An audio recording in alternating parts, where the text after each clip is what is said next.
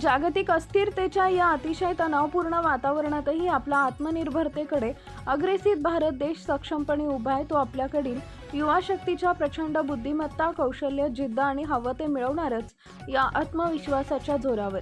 आणि याच तरुणाईला आपल्या संस्कृती, परंपरा आणि सामाजिक दायित्वाचा लाभलेला वारसा पुढे नेणे असल्याचे प्रतिपादित करताना पदव्युत्तर शिक्षण संस्थेचे सहयोगी अधिष्ठाता डॉक्टर ययाती तायडे यांनी विकसित भारत युवा संसद ही भारत सरकारच्या उपक्रमांपैकी एक महत्त्वाची संकल्पना असल्याचं सांगत युवकांमध्ये लोकशाही मूल्यांची जाणीव निर्माण करणे, संसदीय पद्धतीची माहिती व अनुभव देणे, विकसित भारत 2047 या ध्येयासाठी युवकांचे विचार आणि सूचना जाणून घेण्यासह नेतृत्व गुण, संवाद कौशल्य आणि धोरणात्मक विचारसरणी विकसित करणे सदर युवा संसदेचं मुख्य उद्दिष्ट असल्याचं उपस्थित युवा वर्गाला अवगत केले।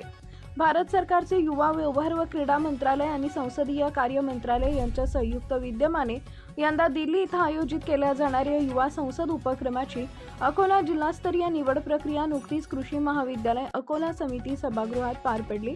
या प्रसंगी उद्घाटन सत्राचे अध्यक्ष म्हणून आपले विचार मांडताना ते बोलत होते।